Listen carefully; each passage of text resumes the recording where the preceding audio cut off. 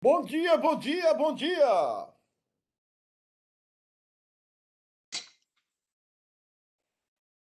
Dia, irmão. Bom dia, Marcos, bom dia, Everton, bom dia, Ritinha.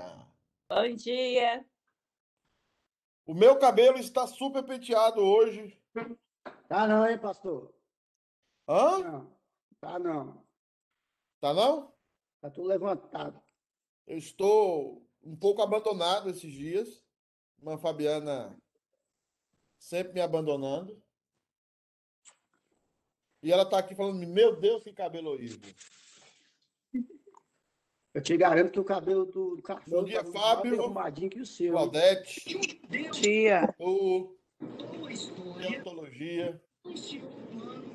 Vai pra cima como, amor? Se o rei foi preservado, deixa filminho. Não, tá bom. Fabiana tá aqui disfarçada de M&M's. Fala, Fabão. Bom dia, pastor. Mestre dos magos. Pra cima. O Alice. Nossa, minha ajudante de palco.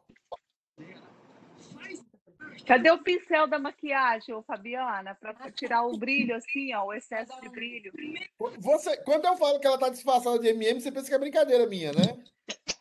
Você pensa que ela Cadê? tá disfarçada. Hã? Para. MMs. Que inimigo que nós. Até assim vai fazer o quê? O Satanás. O pessoal acha que eu tô brincando. Esse é o problema do pessoal. Pensando Ô, pastor, Hã?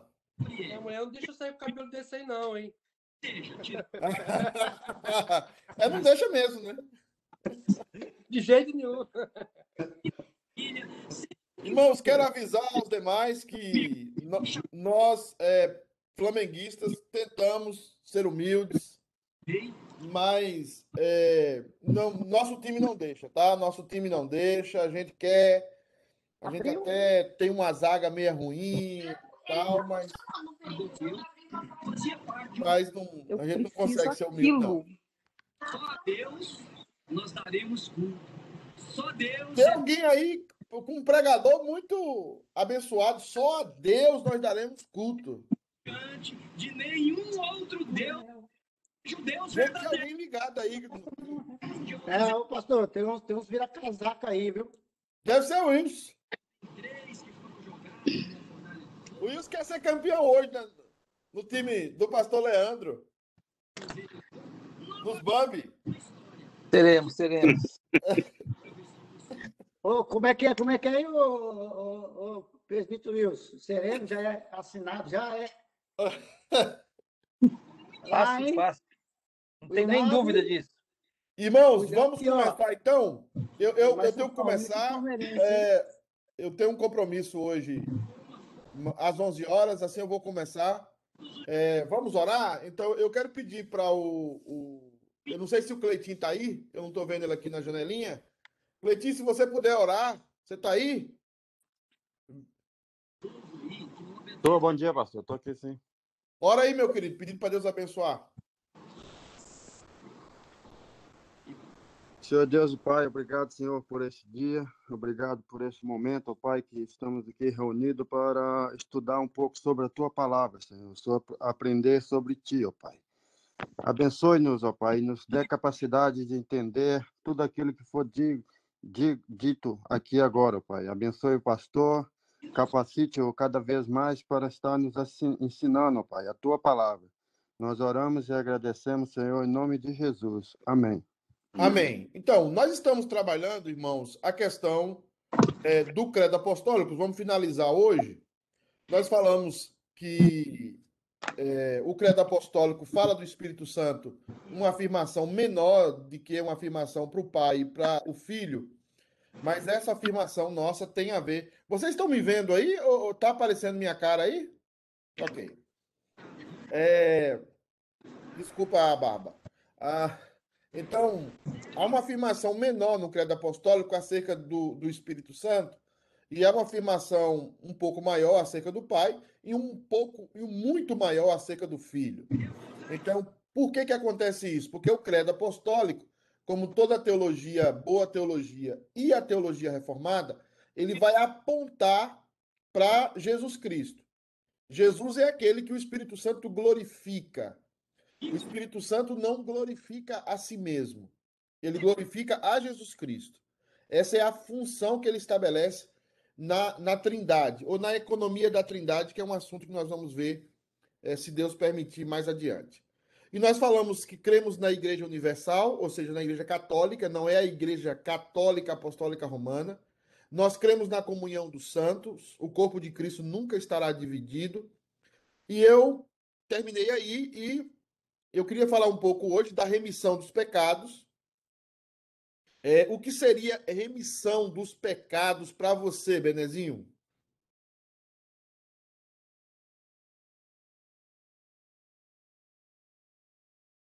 Seu microfone não está redimido. Eu vou perguntar para a Marta. Eu acho que a Marta entrou aí. Marta, você está aí, minha filha? Bom dia, estou aqui sim, pastor.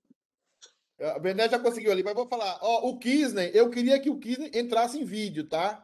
O Kisney tem que entrar em vídeo, mas o Hernando deve estar dormindo ainda. Mas eu Essa queria hora, que... pastor. Hã? Essa hora que eles vão acordar? Eles estão... O Kisney parece que o Kisney estava coabitando com o Julimar, eu não sei. Teve um negócio assim, entendeu? Então, eu tô... mas, Bené, o que significa remissão? Depois a Martinha também vai falar. O que significa remissão dos pecados? Pelo que eu... Pagamento. Perfeito. Perfeito. Então, você crê na remissão dos seus pecados? Eu creio. Os seus pecados serão pagos? Já estão foram pagos? Hã? Já foram pagos. Se eles já foram pagos todos, tem como você perder a salvação? Eu creio que não. Você crê? Esse crê é como crê de certeza ou é um crê tipo espanhol? Creio que não. Não, eu creio que sim. Então, estou seguro que sim. Estou seguro que desde o momento em que Jesus pagou o preço por mim, eu estou seguro que sou salvo. Então, o crente verdadeiro não pode não pensar que os seus pecados estão pagos. Deu para entender isso? Os seus pecados estão pagos. O que é que você acha disso, Martinha? Concordo em número, grau e gênero. Inclusive os pecados de ontem, os de hoje e os que ainda virão. Ou teologicamente correta, porque você é a mãe da expressão pecados, pecadores redimidos, lembra? Sim, aprendi com o senhor. Então, a remissão, você crê na remissão de pecados? Então, você crê que os seus pecados que você cometerá daqui a 2 segundos, que você já cometeu, que você cometerá durante a sua vida, eles já estão redimidos em Cristo. É por isso que, ao fazer isso, você pede perdão por eles. Só quem tem os seus pecados redimidos pedem perdão pelos seus pecados. É como um saldo que você tem, um débito automático. Toda vez que chega a conta, tem o saldo da sua conta para pagar aquele débito, aquela conta. Então, o saldo chega, a conta chega e o débito vai e paga. Por exemplo, vamos supor que o Bené mentiu para a Ritinha ontem, que o Bené, obviamente, nunca mente para a Rita, e igual o Everton nunca mente para a Celinha, nunca mentiu na vida deles, né? Sempre fala a verdade, uns homens assim, verdadeiro. Então, assim, acontece, por exemplo, da Celinha mentir para o Everton, né? Então, a Celinha mentiu para o Everton e criou um débito, criou um bill, né? É assim que chama aqui, né, gente? Bill, né? Tô sozinho aí? Alô? Ah, pastor, nós estamos escutando. Pastor, o senhor pode está falar, certo. estamos ouvindo. Alguém está ouvindo? Estamos ouvindo. Todo mundo está ouvindo, pastor. Beleza. Então, você gera um bill. Você gerou um bill, você precisa ter saldo na conta para pagar ele, não é isso? Então, quando a Celinha mentiu, ela gerou um bill. Mas ela tem saldo na conta. Aí o que acontece? Porque ela tem saldo na conta, automaticamente, ou demora um tempinho, ela pede perdão. Ela sente que ela tem um bill. Então ela pede perdão a Deus. Automaticamente, quando ela pede perdão a Deus, a dívida é paga. Porque você sempre tem um saldo na conta que paga o seu débito. Sempre o saldo paga o seu débito. Acontece o pecado na realidade. O quê? Alô? Alguém falou aí no meio. Seria um crédito ilimitado, né, pastor? Seria um crédito ilimitado. E toda vez que você gera o bill, Deus perdoa você. Agora, ele perdoa você, você precisa fazer a operação de crédito. Qual é a operação de crédito? É pedir perdão. Você faz a operação de crédito quando, pastor? Quando você pede perdão. Se você não tem condição, porque você, por exemplo, alguém bateu o carro e foi responsável por aquele acidente e ficou em coma, o próprio Espírito Santo faz com que você peça perdão, porque o mesmo Espírito intercede por você. Então, se você está sem condição de pedir perdão, porque as suas condições físicas não permitem, o próprio Espírito Santo, a palavra que ele usa lá, intercede por vós, junto ao Pai. O Espírito Santo aplica, nós vamos ver isso mais à frente, ele aplica o pedido de perdão a você, sem você estando inconsciente. Vocês já perceberam o tamanho da salvação que nós temos? Ô, pastor, a mesma coisa que o Espírito Santo, eles não fala quando a gente está pecando também, ele nos repreende. Sim. E Não, ele não. O Espírito ele não vai Santo não nos repreender, ele vai repreende. mostrar que a gente vai saber que é pecado. É isso que eu quero dizer. Você Sim, sabe que é pecado. sim, ele revela a você que é pecado. Ele sabe. Agora, se você quiser, você pode fazer ou não, mas se você fazer, você está sabendo que é pecado. Você não está enganado. Sim, sim, sim. É que às vezes a gente até faz sabendo que é pecado. A maioria das vezes os crentes. Mas é por isso que a gente é pecador, né? Senão, Exatamente, a nem ia gente ser, sabe. né? Por isso que, né? E a gente não é só pecador. A gente é pecador miserável. Exatamente. Porque se a gente não fizesse o pecado, a gente ia ser igual o Beni, assim, ó, santinho. E nós não é, né? A gente é Sim, pecador. sim, sim. Sim. Eu gostei da sua camisa. Gostou? Gostei. Estima aí, eu torço por É ele também. campeão. Esse aqui, ó, não tem para ninguém, viu? Esse time.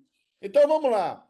Remissão de pecados tem a ver com toda a obra que Deus faz conosco, salvífica. Tanto a obra objetiva na cruz, quanto a obra subjetiva no tempo e no espaço. A obra objetiva aconteceu lá no Calvário, e a obra subjetiva, que nós vamos destrinchar ela um pouco mais à frente aqui na obra do Espírito Santo. Mais à frente nós vamos estudar cada pessoa da Trindade separadamente. E também, se em algum momento, quando eu fizer, se Deus permitir, eu fizer o seminário, que eu estou criando o seminário para o conselho vai estudar soteriologia comigo sobre isso. Eu quero entrar hoje, eu não terminei aqui ainda. Creio na ressurreição do corpo. O que é a ressurreição do corpo? Quem é que está aqui com a gente? Deixa eu falar aqui. Deixa eu botar o povo aqui na grota. Né? O que é a ressurreição do corpo? Fábio visitante, o que é a ressurreição do corpo, Fábio?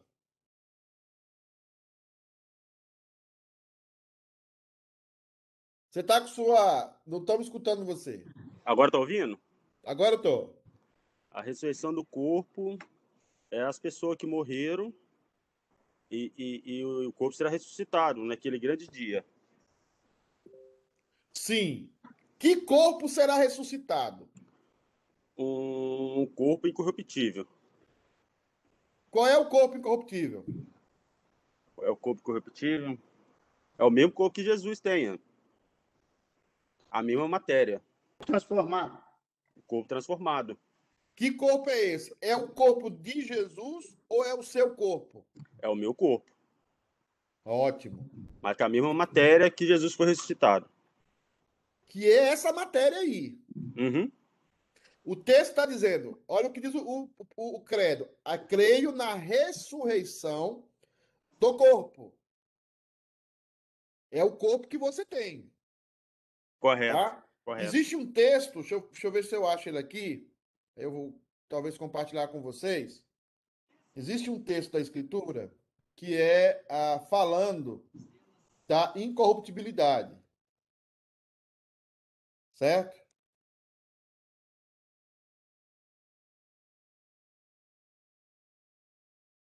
Entendeu? Eu vou achar ele aqui. Eu ia colocar ele hoje aí, né? Paulo falando sobre isso, né? Os textos que falam sobre isso. Eu acho que está aqui. É,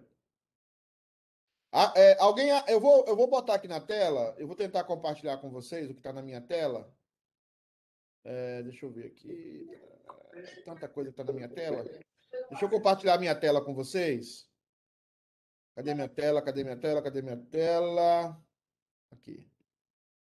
Tá, eu quero. Vocês estão vendo aí o texto? 1 Coríntios 15, 35 a 58. Estão vendo? Estão vendo ou não, gente? Tá difícil hoje Sim. vocês, tá? Pastor. Tá bom. Mas alguém poderá perguntar, diz Paulo, como é que os mortos vão ressuscitar? Eu tô pegando uma tradução, quase uma interpretação. Como é que os mortos vão ressuscitar? Que espécie de corpo terão? Não é uma pergunta sensata. Quando se enterra uma semente, ela não se transforma em planta enquanto não morrer primeiro. Porque o que se semeia não é a planta, mas apenas um pequeno grão de trigo ou de uma outra planta qualquer. Então Deus dá-lhe um corpo da espécie que destinou. Cada espécie de semente dará naturalmente uma diferente espécie de planta, assim como há diferentes espécies de sementes e plantas. Assim também há diferentes espécies de corpo. O homem tem uma espécie de corpo, os animais outras, as aves outras e os peixes outras. Há corpos no céu e há corpos na terra. A glória dos corpos celestiais é diferente da beleza dos corpos terrenos. O sol, a lua, as estrelas, cada um tem o seu próprio esplendor. E até as estrelas diferem em brilho e em grandeza entre si. Das mesmas formas, os nossos corpos, que hão de morrer e desaparecer, são diferentes dos corpos quando ressuscitados, pois estes não morrerão. Os corpos que agora temos acabam na corrupção da morte. Mas quando ressuscitarmos, seremos corpos gloriosos. É verdade, sim, que agora são corpos mortais. Mas quando voltarmos à vida, serão corpos cheios de energia. Ao morrerem, não passam de menos corpos humanos, mas na ressurreição serão corpos espirituais. Porque assim como há corpos de natureza humana, assim há corpos espirituais. Deixa eu ler mais aqui essa versão. A Escritura diz que o primeiro Adão se tornou um ser vivo, mas o último Adão é Cristo. É um espírito que dá vida. Temos, primeiramente, esses corpos humanos, mas depois Deus dá-nos-á corpos celestiais. Adão foi feito da terra, mas Cristo foi feito do céu. Todo ser humano tem um corpo como o de Adão, feito da terra. Mas os que são de Cristo terão como ele um corpo celestial. E se agora cada um de nós ainda tem um corpo como o de Adão, um dia viremos a ter um corpo semelhante ao de Cristo. Uma coisa vos garanto, irmãos, é que o corpo terreno feito da carne e sangue não poderá entrar no reino dos céus. Estes nossos corpos mortais não têm uma natureza que lhes permita viver para sempre. Mas posso revelar-vos um mistério? É que nem todos morreremos, contudo, todos receberemos novos corpos.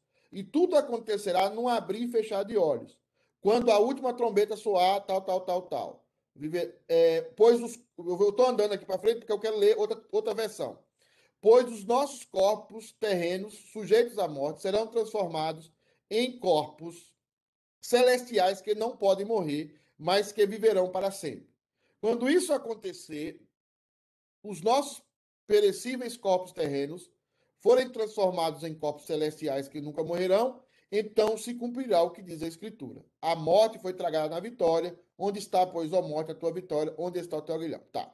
Eu vou agora pegar uma outra tradução bíblica, deixa eu só pegar aqui. Uma outra tradução do mesmo texto aqui, de 1 Coríntios 15, 35 a 38. Vamos lá. 1 Coríntios, cadê? 1 Coríntios 15, 35. 35 a 38, vamos lá. Mas alguém dirá, como ressuscitam os mortos? Em que corpo vem? Né? Insensato, o que semeia não nasce se primeiro não morrer. Então ele está falando de uma semente, como o outro também estava falando.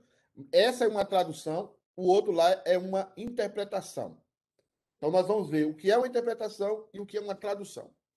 E quando semeias, não semeia o corpo que há de ser, mas o simples grão, como de trigo, deixa eu só tirar aqui, ou de qualquer outra semente. Mas Deus lhe dá corpo como lhe aprouve dar, e cada uma das sementes o seu corpo apropriado. O que ele está dizendo é que a semente define o corpo, a semente define o fruto, a semente define a árvore, né? Nem toda carne é a mesma, nem toda carne é a mesma. Porém, é a carne dos homens, outra dos animais, outra das aves e outra dos peixes. Também há corpos celestiais e corpos terrestres. E, sem dúvida, uma é a glória dos celestiais e outra dos terrestres.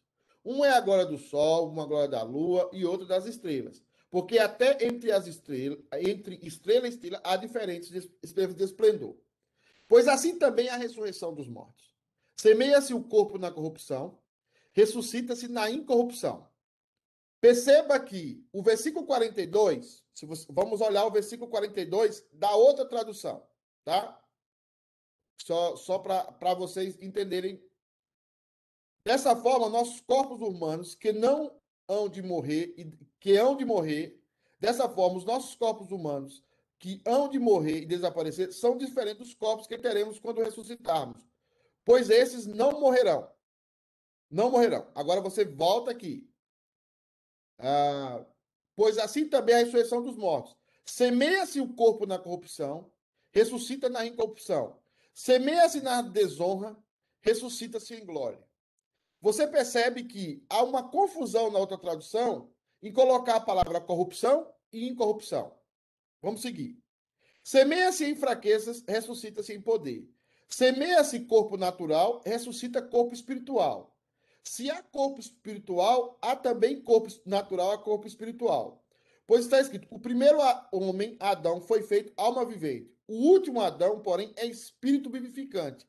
Mas não é o primeiro o espiritual, e sim o natural, depois o espiritual. O primeiro homem forma da terra é terreno, o segundo homem é do céu. Como foi o primeiro homem terreno, tais são também os demais homens terrenos. E como é o homem celestiais, tais os homens celestiais. Assim como trouxemos a imagem do que é terreno, devemos trazer também a imagem do celestial. Isto afirma que a carne e o sangue não podem herdar o reino dos céus, nem a corrupção herdar a incorrupção. Agora vamos lá, versículo 50. Tá? Uma coisa garanto a vocês, que um corpo terreno feito de carne e sangue não pode entrar no reino. Esses corpos mortais não têm uma natureza que lhes permita viver para sempre. Vou ler o versículo 50 de novo aqui. Isso afirma, irmãos, que a carne e o sangue não podem herdar o reino do céu, nem a corrupção herdar a incorrupção. Veja que lá ele faz uma interpretação falando, esses corpos mortais não têm uma natureza que lhes permita viver para sempre.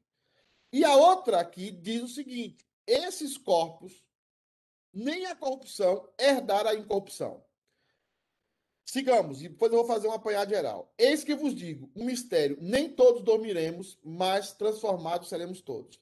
No momento, no abrir e fechar de olhos, o ressono de uma trombeta soará, os mortos ressuscitarão incorruptíveis, e nós seremos transformados. Versículo 52, lá da outra tradução.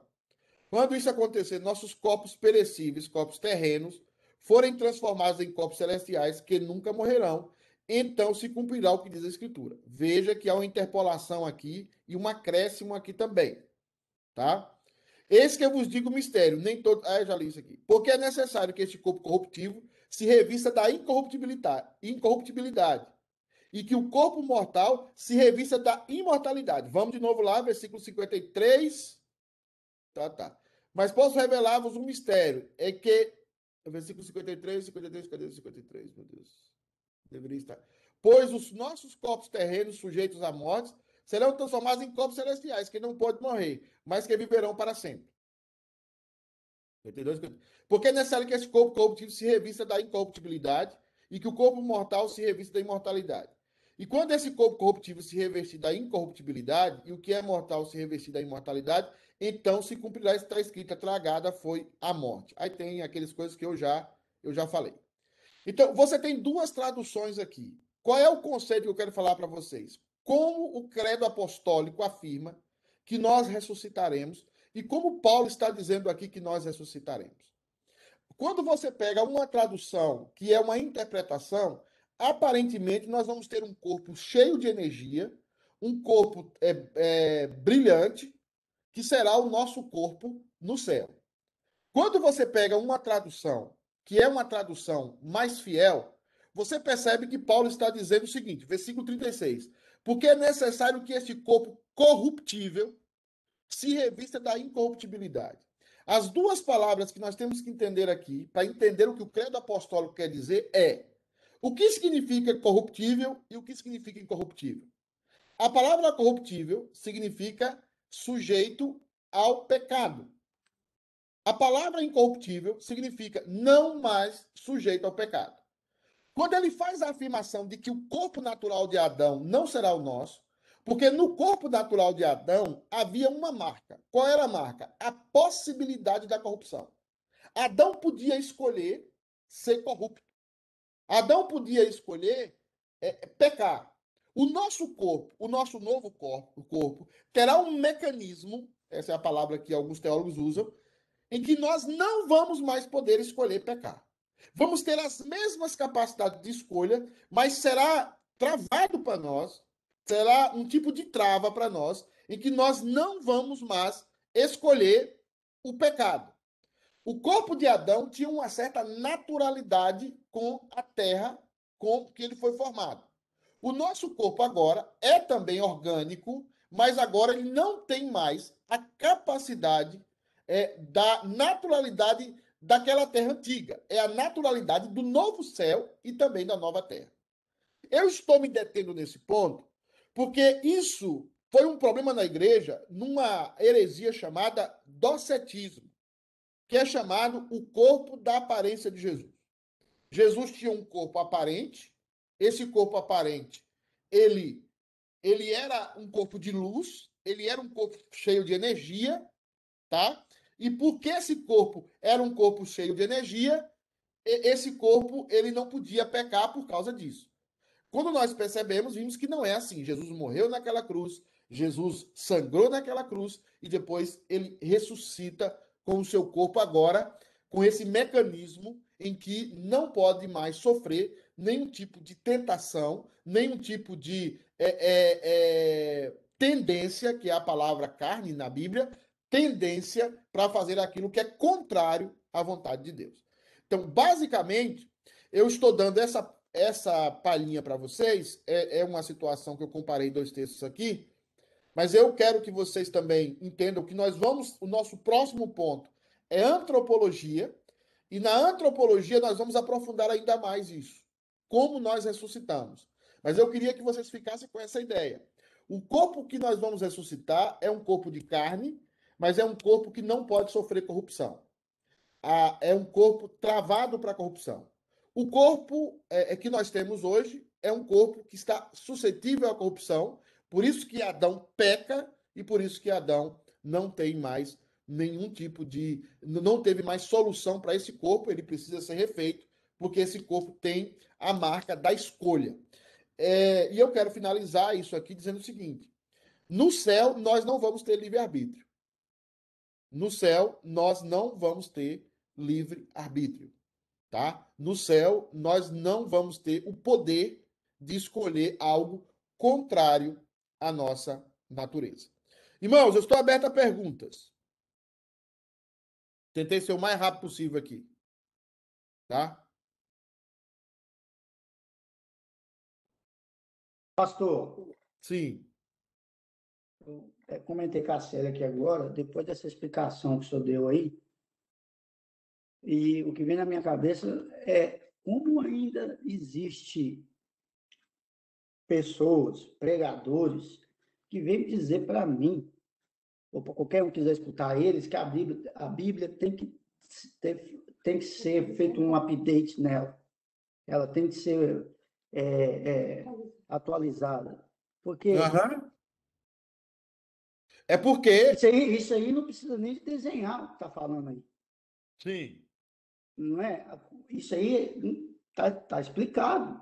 Como que a pessoa vem dizer para mim que isso aí, que o senhor acabou de ler, tem que ser feito um update nele? Porque se tem que ser feito um update, ou isso não é verdade, ou isso não existe, ou está ultrapassado. É um dos três que eu entendo. Então, como Sim. que a pessoa vai falar para mim que a palavra de Deus nesse tema que o senhor falou, só desse tema que o senhor falou agora, que isso aí é ultrapassado, ou que isso Sim. não é o que é a verdade, ou que agora eles entendem que é diferente. Isso para mim é um monte de ateu. Sim, sim, sim. O que acontece é que quando você estuda pouco a Bíblia, quando você estuda a Bíblia filosoficamente, você tem sérios problemas com a Bíblia. Porque a Bíblia foi escrita numa língua, em línguas e culturas completamente diferentes das nossas. Quando eu faço duas comparações com um texto como esse, em primeiro lugar, eu vejo que temos que tomar cuidado com traduções. Porque vai ter tradução que é uma interpretação. E essas traduções geralmente deixam fora, culturalmente, o que era a língua da época, como ela funcionava. É o primeiro passo. Segundo passo, quando você estuda pouco a Bíblia e você começa a filosofar sobre a Bíblia e não fazer uma exegese dela, você começa a criar situações. Por exemplo, você teve o Ed René Kivitz, que está falando acerca desse problema. Qual é o problema?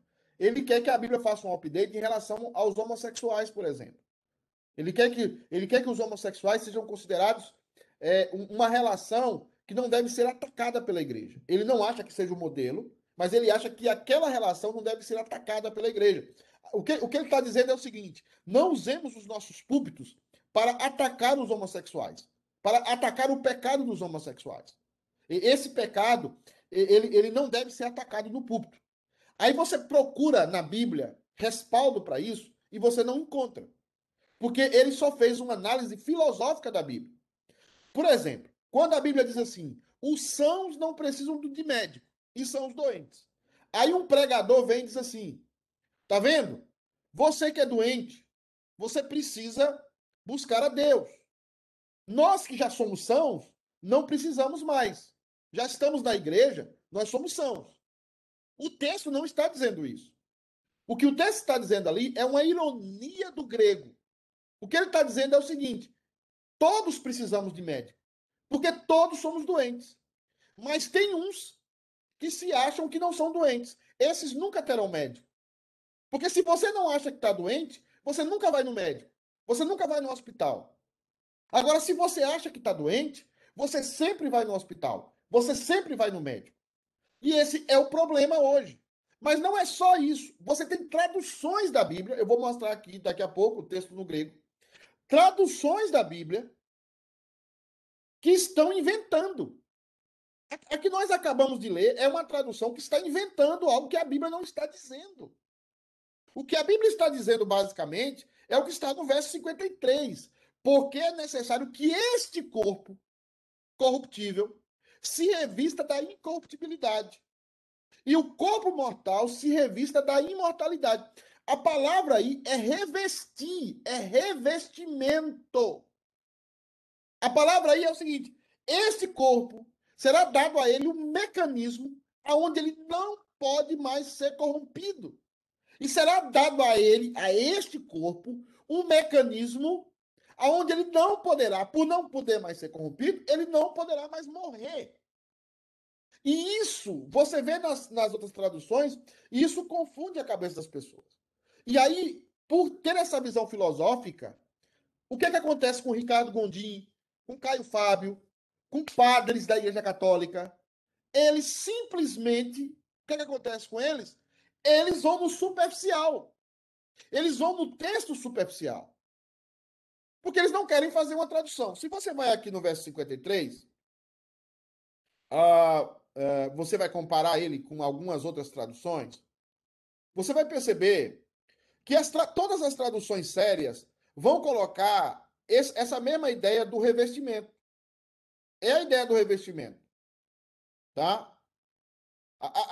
Revestir, revestir, revestir, revestir, revestir, revestir, revestir, se revista, vista, seja vestido, vestido, seja visto, vista, agora se vista de incorrupção, é uma roupa que está sendo colocada nesse corpo, que é a roupa da incorruptibilidade. Então, esse é um tema sério. Nós temos hoje a ideia, sempre a ideia de que, filosófica da coisa, lógica da coisa. E a maioria dos pregadores estão entrando nessa. Para vocês terem uma ideia, eu estava estudando a parábola do filho pródigo e do pai pródigo, porque a palavra pródigo ali é para o pai e para o filho, que os autores usam, porque pródigo é aquele que gasta absolutamente ou aquele que libera tudo graciosamente. Então, o pai liberou metade da herança para o filho. E o filho gastou absolutamente. O pai é pródigo e o filho também. Mas você crê? Eu estava vendo um desses pastores de celebridades. Sabe o que esse pastor falou? Que o filho pródigo voltou para casa por causa do irmão mais velho. Ele volta para casa por causa do irmão mais velho. Onde é que está isso no texto? Em nenhum momento. Essa é uma percepção filosófica. O irmão estava só, o irmão ficou sozinho em casa, abandonado. E ele está voltando, não só para ficar com o pai, mas para cuidar do seu irmão também, para ficar com o seu irmão.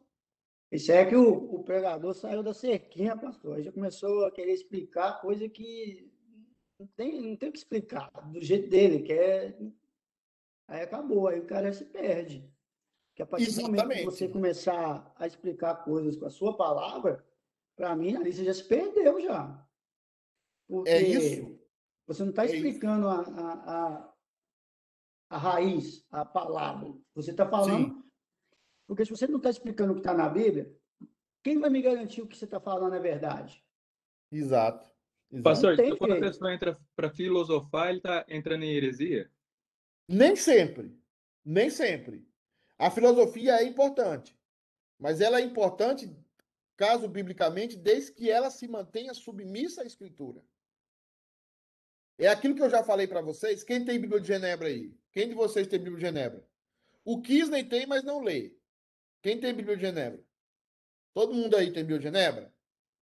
Não sei se a Bíblia de Genebra atual tem um encarte sobre alta crítica e baixa crítica. Vocês já viram esse encarte na Bíblia de Genebra? Eu acho que quem faz esse comentário é o MacArthur. Alta crítica e baixa crítica. Está lá na Bíblia de Genebra, nos encartes da Bíblia de Genebra, tem uma palavra sobre alta crítica e baixa crítica. Eu vou tentar falar de novo o que é alta crítica e o que é baixa crítica. A alta crítica o Kisney saiu da reunião de novo. O Kisney entrou na reunião. Quando ele entra na piscina, ele sai da reunião. Quando ele sai da piscina, ele entra na reunião. Né? O Kisney está assim lá na Flórida. Então é o seguinte. O que é alta crítica e baixa crítica? Você precisa entender isso para você entender qualquer pregador. A alta crítica é o cara que olha a Bíblia de cima. Ele olha para o texto e ele faz críticas ao texto. Por isso se chama alta crítica. Ele olha o texto de cima. Agora você tem a baixa crítica. É aquela que olha o texto submissa ao texto. O texto de baixo. Ela percebe, ela está submissa ao texto. O texto está aqui e ela está aqui. Ela é submissa a esse texto. Então você tem alta crítica. O que é que o Ricardo Gondim faz? Você vai andando na vida e você vai estudando filosofia, estudando. Aí chega um momento que você quer explicar tudo. E para explicar tudo, você corre para onde? Você corre para a Bíblia ou você corre para a filosofia? Você corre para filosofia. Porque lá na filosofia, é o que o Everton falou agora, você sai da cerquinha e você anda sobre a Bíblia e começa a dizer, é possível um homem viver 3 dias no ventre de um peixe? De um grande peixe? É possível que a Terra seja criada em 7 dias? Não é melhor dizer que ela foi criada em 7 eras? Não é melhor dizer que isso aqui é um mito da época de homens que viviam dentro de peixes e que eram vomitados, do que você acreditar nesse texto? Não é melhor acreditar que Noé, o dilúvio é um mito? Não é melhor você acreditar nisso? Aí a filosofia vai dizendo isso para você. Porque a filosofia está criticando a Bíblia. Ela concorda com algumas coisas da Bíblia, mas ela sempre está criticando a Bíblia. Só que a baixa crítica não. A baixa crítica é por isso que Calvino é tão importante. Calvino diz o quê? Falar aonde a Bíblia fala, calar aonde a Bíblia cala. Então, o pregador que crê, ele é aquele que se submete à Bíblia. O pregador que já não crê mais, ele é aquele que não mais submete à Bíblia. Ele é aquele que agora está por cima, está no uso da lógica. Eu vou dar um exemplo aqui de uso da lógica, para vocês entenderem. Para a gente pular para o próximo ponto aqui do credo. O pregador diz assim: você não pode mais se envolver com pessoas que não gostam de você. Você já viu o pregador falando isso? Eu já ouvi na internet 200 vezes. Você precisa ser inteligente. Se tem uma pessoa que não gosta de você, se afaste dela. Já viu isso? Segunda coisa. Segunda argumentação. Você pode perdoar a pessoa, mas você não precisa conviver com ela. Já viu isso? Lá na internet? Você perdoa a pessoa, mas você não convive. Todas essas expressões são expressões de pastores que não se submetem à Bíblia. Eles estão indo pelo caminho da filosofia, da lógica. Um deles é aquele Cláudio Duarte, por exemplo. Ricardo Gondim. Caio Fábio de Araújo Filho. Tá? Agora você fala, onde é que está na Bíblia que eu tenho que perdoar uma pessoa e me afastar dela? Onde é que está isso? Não tem. Tem na filosofia, mas não tem na Bíblia. Onde é que está na Bíblia que eu tenho que gostar de quem gosta de mim? Igual a música lá sertaneja. De agora em diante eu só vou gostar de quem gosta de mim. Onde é que está isso na Bíblia? Em lugar nenhum, mas está na filosofia. Então você vai sendo mais filosófico e menos bíblico. Aí as traduções vêm, principalmente com uma linguagem de hoje, vem e dá uma interpretação do texto que não é fiel ao que está dizendo aqui. Porque quando você vai nos originais, não está dizendo isso.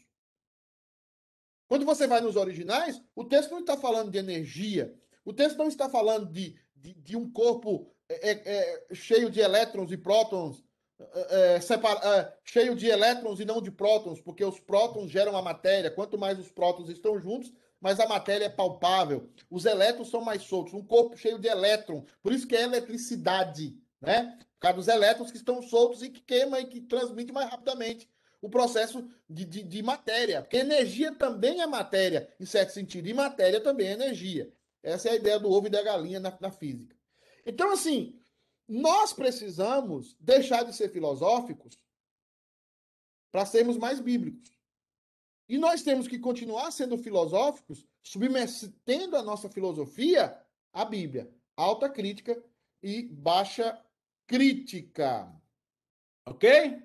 Perguntas aí. Tem alguma pergunta? O pessoal hoje está caladinho, todo mundo me humilhando. Assim. Pastor? Sim, senhor. A Bíblia fala que a gente tem que morrer para reviver, para ser de novo, correto? Sim. E essa morte é natural. E aquelas pessoas que não vão morrer quando Jesus voltar, que não vão conhecer a morte física? Não, o texto fala sobre isso também. Eles serão transformados automaticamente. Pum. Aí. Tá, agora, Pedro, esse texto que você fala, é necessário morrer, ele está falando da nossa natureza pecaminosa. Então, aí muitas pessoas, muitos pregadores pregam isso aí que você tem que morrer fisicamente, que não é verdade. Tem que morrer espiritualmente. Morrer espiritualmente somente. Porque não, vai morrer na sua vontade. Exato. Geralmente, o que Jesus quer dizer é o seguinte: geralmente a minha vontade não é a vontade de Deus. Uhum. Geralmente o que eu quero fazer não é o que Deus quer. Por isso eu preciso entender e dar condições na minha vida para Jesus o quê? Para eu saber qual é a vontade. Por que que Jesus demorava horas de oração? Porque Jesus estava mostrando para nós o caminho que nós temos que ter. Conhecer a vontade de Deus não é instantâneo. Conhecer a vontade de Deus não é um processo instantâneo. É um processo que exige conhecimento e aceitação. Às vezes você sabe qual é a vontade de Deus. É como um irmão chegou para mim e falou assim, pastor, eu estou estudando para saber se o dízimo é bíblico ou não. Ele passou 5 anos, acho que quase 6, 5 anos estudando. Aí chegou para mim e falou, pastor, eu descobri que o dízimo é bíblico. Agora eu preciso tomar um tempo agora para saber como é que eu vou aplicar isso na minha vida. Então agora... Aí leva mais 5 anos. Eu vou tomar mais 5 para até me adaptar a essa verdade que eu acabei de descobrir. Vai ter que dar o dízimo lá de 5 anos atrás, né, ou não? Então, assim, o que acontece hoje, irmãos, é que nós não temos mais, e eu estou dizendo para vocês com muita dor no coração, nós não temos mais pregadores exegetas. Nós temos pregadores filosóficos, que geram frases de efeito no púlpito. E vocês que são ouvintes, vocês não percebem que o cara não está pregando a Bíblia, ele está pregando uma filosofia. E filosofia cabe tudo. Tinha uma mulher aí que depois separou do marido, o marido parece que batia no menino ou espancava o menino. Era uma dessas modelos aí. E ela disse assim, sabe por que eu perdoo? A mulher perguntou para ela, você perdoa aquele enfermão? Ela falou, perdoo. Por que você perdoa? Ela falou, sabe por que eu perdoo? Porque eu sou inteligente. Eu perdoo porque eu sou inteligente. Eu não quero estar com essa carga emocional na minha vida. Eu quero tirar isso da minha vida. Isso é o quê? Isso é filosofia. Você não perdoa porque você é inteligente. Você perdoa porque Cristo lhe perdoou. E o perdão está em você. E uma hora ou outra ele vai ganhar. O perdão ganha na sua vida porque você foi perdoado da cruz. Não é porque você é inteligente. Não é porque você é bom. Geralmente perdoar é tomar prejuízo na cabeça. Geralmente perdoar é a coisa menos inteligente que você vai fazer na sua vida. Porque não é escravo da lógica humana a vontade de Deus. A vontade de Deus está revelada na Escritura. Ela é boa, perfeita e agradável, mas ela é boa, perfeita e agradável para quem tem uma realidade espiritual. Para homens espirituais, para mulheres espirituais, e não para outras realidades. Então, é muito importante vocês saberem essa distinção, buscarem estudar na internet alta crítica e baixa crítica. Pastores que se submetem à Bíblia e pastores que não se submetem à Bíblia. A Igreja Católica já não mais se submete. O Papa chega para a Bíblia e diz, a Bíblia diz isso, a Bíblia faz isso, a Bíblia não mais tem inferno, a Bíblia não mais...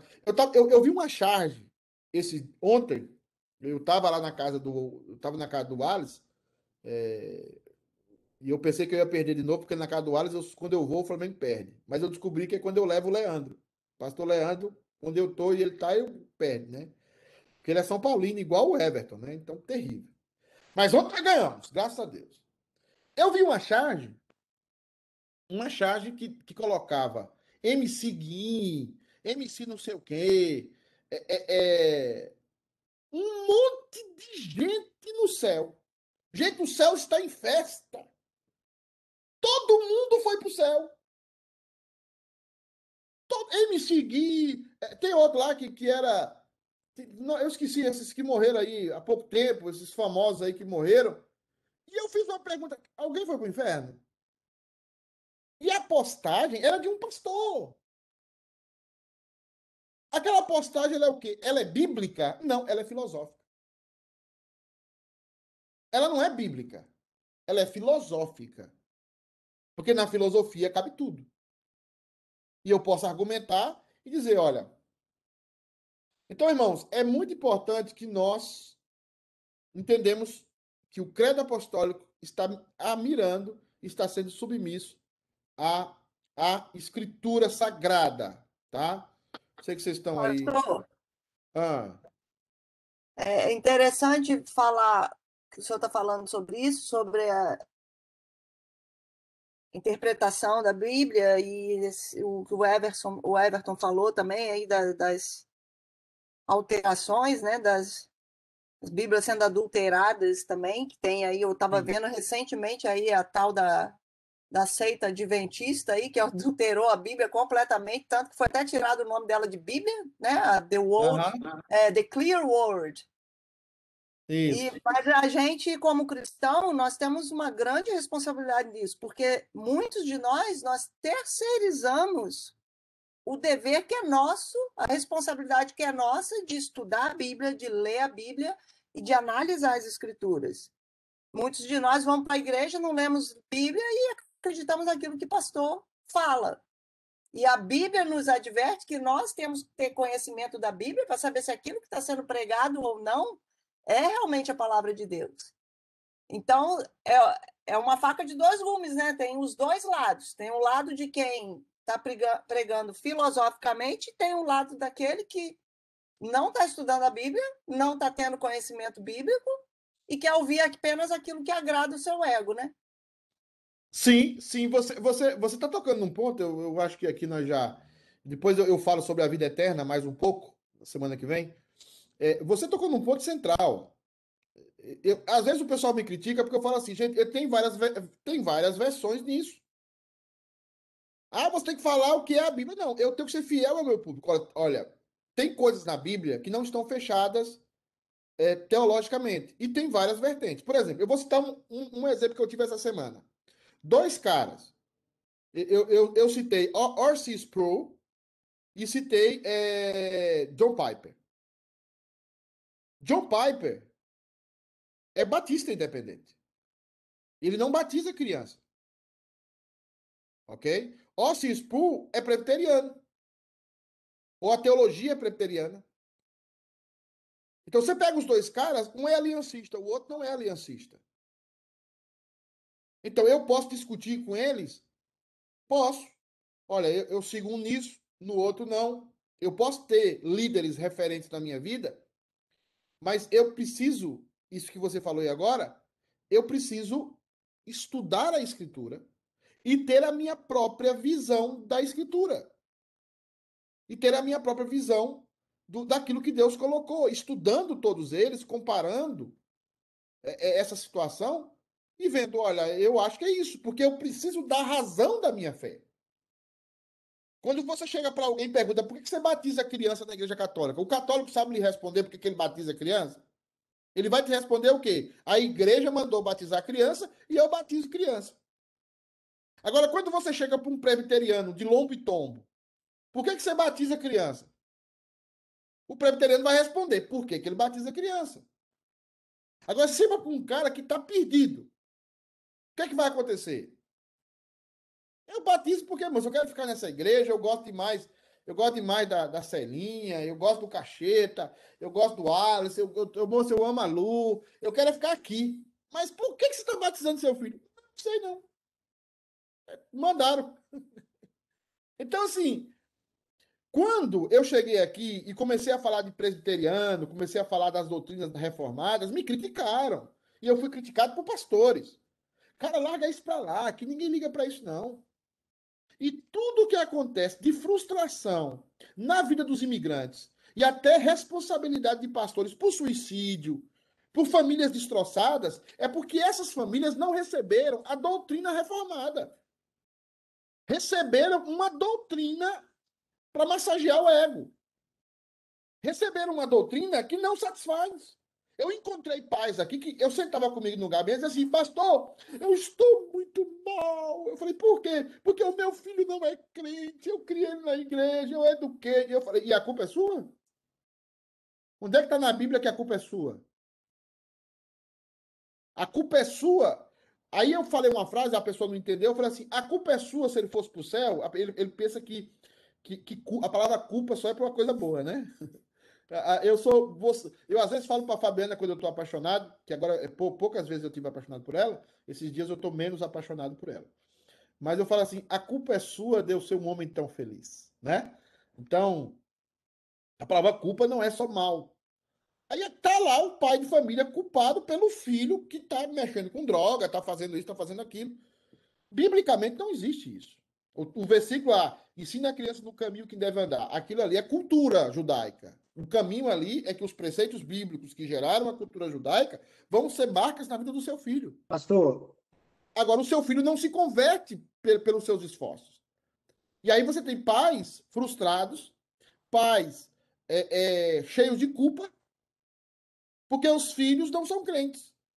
E a culpa é deles. Não necessariamente. Na verdade, não é, não. Você é responsável por gerar um homem, uma mulher de caráter. Mas gerar alguém cristão, aí não é sua teoria, não. Não compete a você. E aí você tem um mau ensino que gera culpa, frustração, depressão, remédio, visita no psicólogo. Uma série de situações que a Bíblia está dizendo. A culpa não é sua. Everton. pastor, mas isso aí eu concordo com o que a Martinha falou. Que não existe como que todos esses problemas que o senhor acabou de falar, que é visto dentro da igreja. Não tá, veja bem, isso aí a gente não está falando de pessoa que está lá fora, que não conhece o evangelho, não. Está ali dentro da igreja. Mas a pessoa, por que a pessoa passa por esses problemas? Que ela acredita, né, fielmente naquilo que o pregador está falando para ela. Quando é uma pessoa que ela se aprofunda na palavra, que ela estuda, que ela tem um devocional, que ela ora, que ela coloca o joelho no chão e pede a direção de Deus na vida dela, a gente vai passar por tribulações também.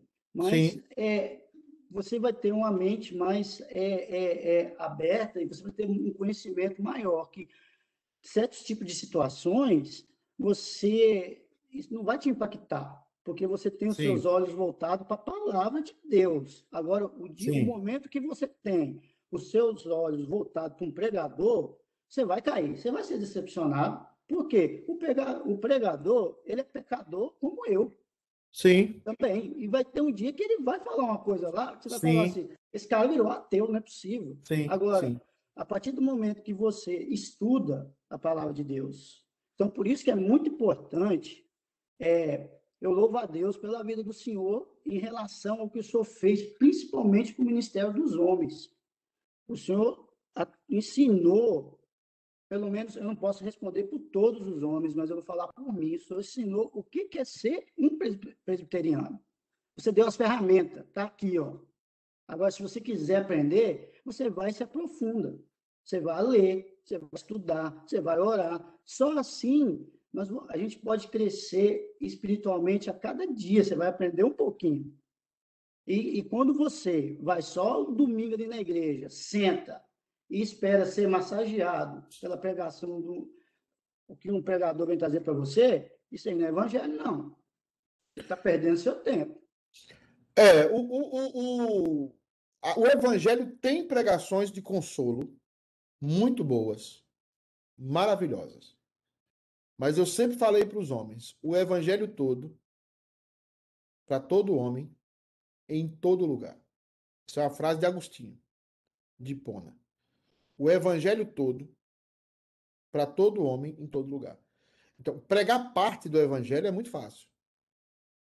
O evangelho é todo. Ele tem consolo, ele tem momentos de alegria, mas ele tem repreensão, ele tem confrontação. Agora, irmãos, eu preciso encerrar, são 11 horas. Eu só queria dizer algumas coisas nos avisos. A primeira coisa é que esse domingo é o último domingo de lista, tá? O próximo domingo, se o governador não fizer um outro pronunciamento aí, nós não vamos ter lista. Obviamente, você tem que esperar a confirmação aí nos canais oficiais da igreja, mas provavelmente não haverá mais lista, ou seja, você pode ir, né? É bom você, se você desejar e você tiver essa liberdade, você comunicar à secretaria da igreja que você foi vacinado, já tomou as 2 doses, ou que você está na primeira, porque é bom a gente saber da igreja quem já tomou as 2 doses, quem não tomou. O Eudes, nós fizemos um trabalho com o Eudes espiritual, né? Para ele tomar a dose, porque aí ele ligou para mim e disse: eu tomei a dose, agora eu vou morrer. Eu falei, não vai morrer. Nós ainda somos muito pecadores para você morrer, porque se nós fôssemos mais santos, Deus leva você, mas você não vai deixar de perturbar nós. Então, assim, Tem umas provavelmente mulheres de diácono, de presbítero aí, que até tirou os vestidinhos pretos do guarda-roupa, viu, pastor? Mandou lavar, tudo bonitinho ali. Tem uns aí que ficou aí na beira do barranco, hein? foi estabelecido que amanhã, segunda-feira, nós vamos ter churrasco dos homens. Esse churrasco não vai ser mais na casa do Iraci, porque o Iraci, como é rico, não está nem aqui hoje, o Iraci está fazendo um negócio no deck dele e não vai dar para estar pronto. Então, provavelmente, eu vou ligar para o Bida e para a Dulce, né, para saber se eu pode fazer na casa deles o churrasco dos homens, tá? Vai ter estudo sobre as confissões de fé amanhã, às 8 horas, dos homens. Por que credos e confissões, né? Porque é importante os credos e confissões, nós estamos estudando isso. E nós vamos ter provavelmente esse churrasco lá na casa deles, tá? Então, há se confirmar aí durante amanhã, né? A Dulce tá aí, pastor. Hã? A Dulcinha tá aí, ó. Eu vou convidar ela em off, vou falar com ela em off, vai que ela não quer, né? Porque Dulce, você sabe que Dulce é um problema, né? Dulce é uma dificuldade, né? Então, assim, vamos ver se vai dar também, né? São todos os homens que estão convocados, né, para essa reunião entre nós. E nós podemos reunir parece que até 50 pessoas. Tem um número lá, né? E nós não temos 50 homens ainda, né? Então vai dar para reunir, beleza. Então, assim, essa é a reunião. E um terceiro aviso é que amanhã no programa eu vou entrevistar um pastor chamado Éricles Leão. O Éricles é o pastor que é responsável pelo nosso projeto na Bahia. Então, nós já estamos há 4 meses, 5 meses, apoiando um projeto de plantação de igreja na Bahia.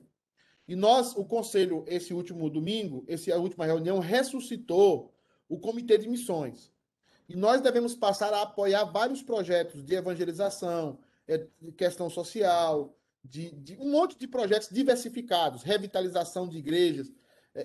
Nós queremos apoiar muitos projetos, o dinheiro é pouco, mas o Conselho destinou 10% dessa arrecadação para isso, da arrecadação da igreja. Então, nós vamos ressuscitar o Departamento de Missões. Então, se você puder acompanhar para saber como é feito esse trabalho na Bahia, lá na Bahia, numa igrejinha pequena, e nós estamos começando a apoiar projetos como esse. Então, nós devemos apoiar projetos aí espalhados pelo mundo. E gostaria muito que você acompanhasse, tivesse essa visão missionária. Semana que vem a gente volta, se Deus permitir. O Wilson está colocando aqui, acho que é um dado sobre os homens, que ele é o presidente. O Ministério dos Homens está reunindo a cada 15 dias na igreja. Esse nós resolvemos que fosse numa casa. Então eu vou ver com a Dulcinha e com o Bidinha se a gente pode reunir na casa deles, porque Dulce e Bida são mãe de todos, né? O casal. Ela tem até a galinha caipira, né? Ela tem até a galinha caipira lá. Nós vamos matar, nós mesmos vamos sangar essa galinha lá, né? Aí, Martinha, já tá querendo matar as galinhas. Vai ter guerra, vai ter já tá querendo matar as galinhas dos ovos de ouro. As galinhas dos ovos de ouro, ó, 3 dúzias hoje, hein, coração? Então, todos os homens estão convidados. Na terça-feira nós temos os estudos. E, assim, hoje nos vemos na igreja. Hoje é um sermão difícil. Eu não estava brincando. Eu até não passei ainda o sermão para Joana colocar no Data Show. É um sermão complicado hoje, mas é um sermão que tem que ser pregado, porque é um sermão que está lá na continuação do texto e vai falar do irmão mais velho da parábola. Pastor, vai ser televisionado? Eu não sei, tem que ser, eu acho, mas se eu tivesse tempo de reunir o conselho, eu não transmitiria esse culto. Eu não transmitiria. Eu só pergunto porque senão eu tenho que ajudar no negócio lá, entendeu? Eu vou ver ainda, mas eu não sei se eu quero transmitir esse culto, não, tá? Mas eu acho que tem um pessoal que não vai, que queria ir, tem um negócio da lista. Mas eu não. Se você perguntasse, pastor, se eu queria transmitir o culto, não. Eu não queria. Ou se eu pudesse fechar a igreja e só nós lá dentro, só os membros, eu fecharia. O sermão é um sermão complicado mesmo, mas é um sermão, é Bíblia. É Bíblia, é Bíblia. Não é fácil pregar esse sermão. Pastor, mas Vou tem pregar. na Bíblia tem algum lugar que fala que o sermão tem que ser só para a igreja? Não, tem não. Então, o senhor não pode fechar, né, não, pastor? Não, eu falei Tem da que minha ter esse vontade, amanhã por lá. isso. Por isso. Não, se a gente fazer sua vontade, Mas nós você estamos está sendo salvos. bem Seja preteriano. feita a vontade de Deus, não a sua, É a pastor. vontade Você de Deus, não é a sua, está não, sendo pastor. preteriano. É que a Fabiana fala que eu gosto de fazer, eu sou marqueteiro, que eu gosto de fazer marketing, né? Mas não é não. Não, vou deixar que Vocês me conhecem já de outros carnavais. Eu não estou fazendo isso, principalmente com a palavra de Deus, né? É difícil pregar para mim. É difícil O senhor pregar não vai esse querer que sermão. chame você de bispo, não, né? Mas é um sermão que eu vou pregar para mim também, porque eu também tenho grandes características do irmão mais velho, do filho pródigo. Mas é um sermão que tem que ser pregado. Então, ore por mim aí e vamos para frente. Eu espero que o Wilson esteja mais brando esse domingo, porque o time dele ganhe. Aí o Everton não vai estar, porque ele é São Não Paulo. vai ganhar, não, pastor. Aí Não você sei o que querendo vai milagre, acontecer. né, pastor? Eu não sei o que vai Milagre, acontecer não. na igreja. Não sei. Não Irmãos, vai, não, pastor. Deus abençoe. Obrigado pela companhia. Nos vemos à tarde. Tchau, tchau. Tchau. Tchau. Campeão mineiro, Galo. Galo. Tchau, guys. Tchau.